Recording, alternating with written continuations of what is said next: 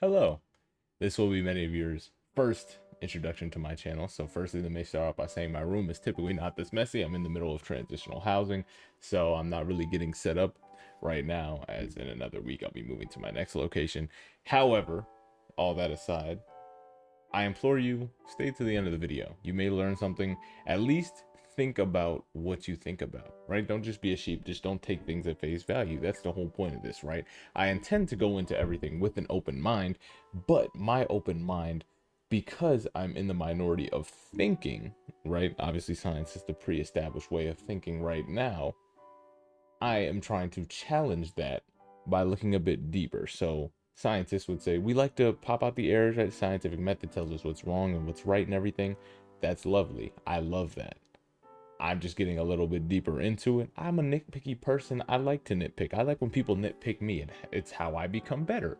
So in the spirit of love, I'm going to do that to these established ideas, which you could argue mine are also established, being a creationist. But this, I'd say, is now ruling the modern way of thinking, is evolution. So let's dive into this. All right, how you guys doing today? We're about to hop into a lovely discussion on why, partially why, I'm a creationist, right? This is just one drop in the bucket in the list of evidence and the things that I've researched for myself and I can see, right? Obviously, there's a little bit of bias in the things I select and the way that I think, and I'm not here to rule that out. I'm just saying, with what I have found, this has been pretty substantial evidence for me to feel comfortable in my claim as being an evolutionist, right?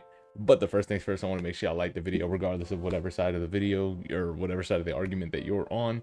If you enjoyed the video or this video just made you think in any way, I just implore you to like it because it made you think, right? And what's the point of being human if we can't think and if we can't learn and if we can't challenge our ideas, right? That's the whole point of science. So I'm just going to give you a little instruction. Exit full screen, scroll just a little bit, like the video, then full screen it back up. You feel me?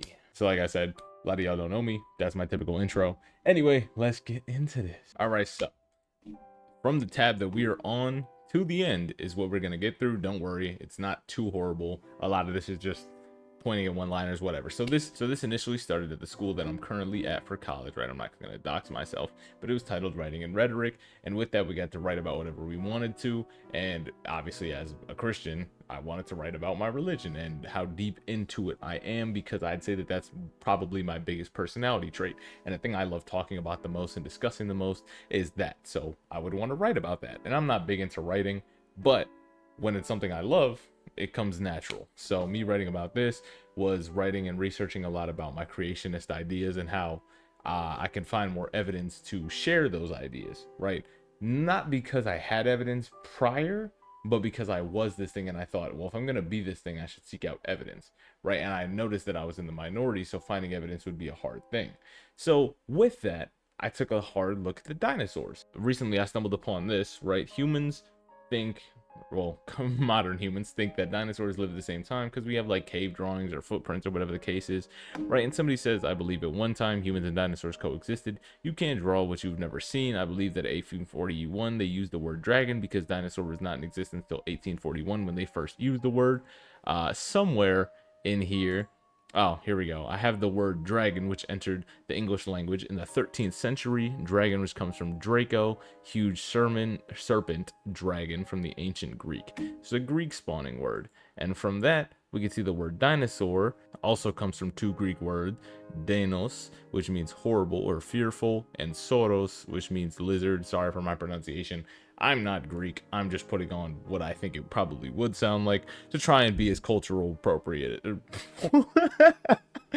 as culturally sensitive as possible. Or maybe I'm not. I don't really know. I'm trying my best. Anyway, so, right, terrible, lizard, spawn of the word dinosaur, which we currently have in English, right? So we go back to here. That was the etymology of the word dinosaur. So first they didn't have a word for it, then they were using the word dragon for it, then they made the word dinosaur, right? So they were using dragon because dinosaur came into existence in 1841. So before that, nobody even had a name for what a dinosaur was, let alone a theory on what these things were, how they lived, wherever they came from, wherever they went, right? They didn't even have a word for the thing because they didn't think about it much until they found in the etymology thing, they went over how it spawned. And originally the first piece that they found when they were digging in like the 19th century, which is the 1800s, was part of, it looked like an iguana. It had similar dental structure to what an iguana was. I shouldn't have closed those tabs because I wanted to put everything in links for the sources because not too many people do that nowadays. Regardless, they called it an iguanodon. I'll go get those links for you guys, don't worry. Every link in the description will be in sequential order for when it showed up in this video. So they called it the iguanodon, and then from there the word evolved into what we have now as dinosaur. But they noticed the similarities between an iguana and that, and there was like 5 structures that it had and similar to an iguana. So for a base level argument, you could see that people saw this thing is similar to an iguana, it's just a bigger one, right? That was how they first thought about it, was this is just a bigger iguana, right? So next up, we have this article from Riley Black. So I looked up, this is from 2011, so kind of disregard the fact that some of this is old stuff, but also we use a lot of old articles to get across our points for today, right? I do that a lot with my psychology type stuff. I'm not a psych student, but I switched my major a little early, or a little bit later on in my college career. I'm still in college now, going into my senior year, if you wanted a little backstory on me, right? But debunking the dinosaurs of Kachina Bridge, or Kachina Bridge, I'm not too sure which, right? But it talks about that, hooply blobbly blooply blah, and down here we goes by, and Riley says, have you ever watched the clouds go by and you thought you saw one in the shape of an animal, or seen the man in the moon?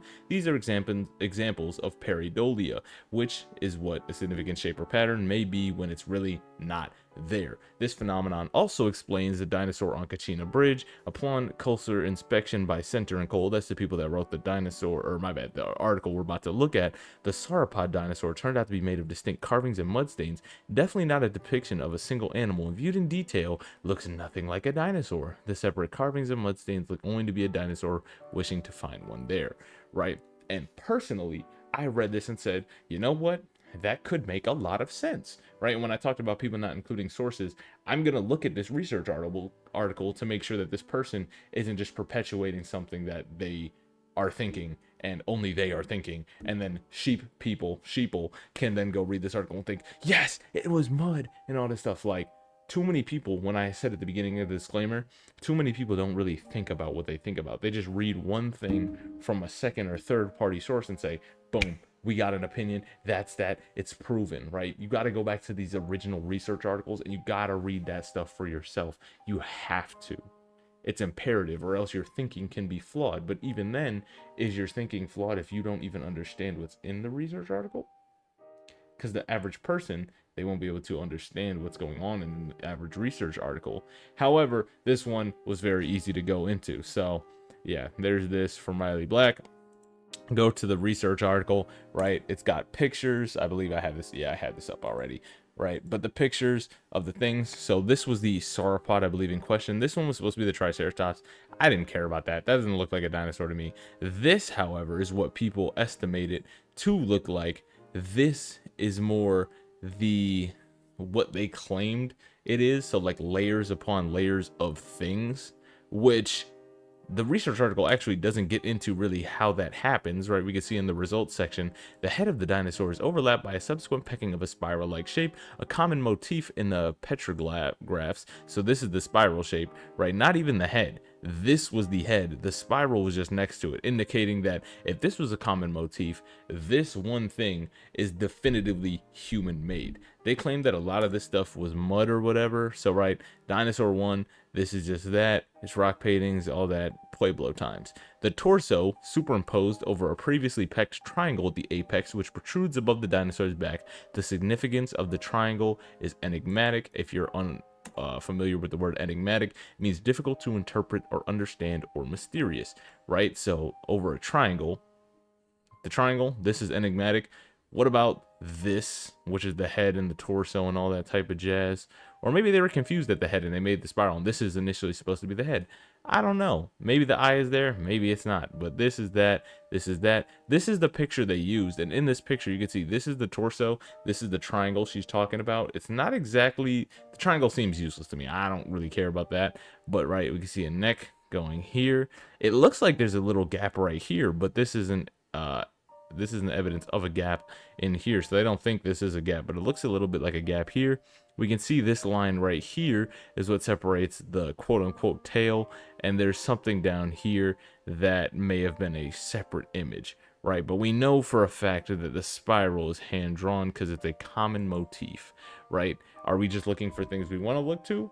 Maybe, maybe not. If we go to the previous section, which was the methods, the hypothesis that a given petroglyph depicts a dinosaur makes 4 predictions. Image is a single image, not a composite of separate images. It depicts an animal. Its features cannot be reconciled with interpretation that depicts a member of the non-dinosaurian local fauna, which was contemporaneous, or whatever word that is, with its makers. Its features depict a specific identifiable dinosaur, and it's entirely human-made. Right, to test these predictions, the 4 alleged dinosaur depictions were examined with the naked eye and with the aid of binoculars and telephoto lenses. Observations were made while the images were illuminated by direct and indirect sunlight. When they were in shadow, accurate documentation of analysis of petroglyphs requires the level of observation and recording insofar as visibility varies considerably under changing light conditions, and it may be difficult, if not impossible, to perceive differences between natural and man-made manipulations or sandstone surfaces, right? And if we go back to the inception of this article, doesn't exactly say when it's been made, but Riley Black was using it, saying it just came out, and her article came out in 2010, and there's stuff in here linked at 2009, so we can argue that this came out about maybe 2010, right? So with 2010 technology, all they decided to do in their methods section was use a naked eye, binoculars, and telephoto lenses, right? And if we look up what a telephoto lens is, we get this gigantic binocular thing. So nothing is tested. It's all just with the naked eye, 1, and 2, with other lenses. And then that's how they get to the results section of saying, this is overlapped by this. I know art that overlaps, right? I know common motifs in art, whatever. And this is all they had to say about Dinosaur 1, which, mind you, is this structure, right? This is all they had to say. This is overlapped, this is overlapped. Maybe their art protruded a little bit. We don't know. You did not test it. You literally just looked at it with some lenses, binoculars, and your naked eye, as you see. And why would we trust your naked eye at all, when literally we test on cells and stuff that cannot be seen with the naked eye? So I think as a whole, that is unreliable, and using this to justify that, right? But I said, take Riley's argument, or my bad, article with a grain of salt, because it's from 2011. Maybe something has come out since then. This is just the closest article I can see because it's from the Smithsonian Magazine, which we will get into a little bit later in this video, or this series. I don't know. This video is already 13 minutes-ish long on the recording. I thought this would take 1 video. Maybe it's not going to take 1 video. Maybe it's going to take a bunch. I don't know. But, right, Smithsonian Magazine is going to be important for the argument here that I'm going to make. We'll just continue on for a little bit longer. So then, there's the word enigmatic. We don't really need that. Also linked in one of Riley's articles, right, we have this here, asteroid strike confirmed as the dinosaur killer. So this is her going, her. Yes, Riley's a gender neutral name sometimes, or it could be a they them. You know what, we're gonna use they them in this scenario. You know what, there we go, we just made a new word, scenario. Situation mixed with scenario. Who don't like a scenario? Anyway, so this is Riley going on to talk about how, you know, the asteroid killed everything, whatever. We could see all this stuff, the deaths of so many kinds of organism, all this, and all this drops down, and we get so many sources, or my bad, 1 source, just with a bunch of names. Oh, the purpose that I had for this article was that it says that the end of the Cretaceous was a time marked by catastrophic geological events.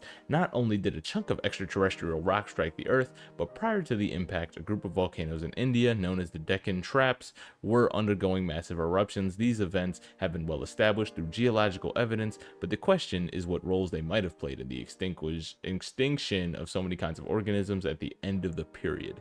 This is what the international team behind the science paper wanted to determine. Right, so to me, what stuck out about this was the India Deccan Traps.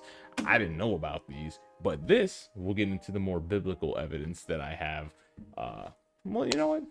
We'll end it here. We'll make a part 2 to this video. So I hope you like this, right? We examined this picture and how they tested to see if this was false or not, and how, to me, using your eyes, binoculars, and a telephoto lens is extremely unreliable when trying to see how this art was actually created and everything, right? It also didn't even distinguish which one is Dinosaur 1, Dinosaur 2, and Dinosaur 3. Because is this its own dinosaur? Is that Dinosaur 2? It said under the chin of Dinosaur 1. To me, there's only 2. This is, to me, the Triceratops looking one. Or maybe this is 2 of them? I don't even really know. I don't even count those. That doesn't, I don't know what that is. I wouldn't call that a dinosaur. This though, this thing, I would argue. You know, I could argue. You know, you got the legs, big tail, big long neck. Yeah. All right, that's going to be the end of part 1 to this Why I Don't Believe the Dinosaurs story. Hope y'all liked the video. If you did, like the video. If you didn't, tell me why in the comments. Regardless, tell me anything in the comments, you know? Let me hear some. Talk to me, right? Other than that, hope y'all have a great rest of your day. Peace.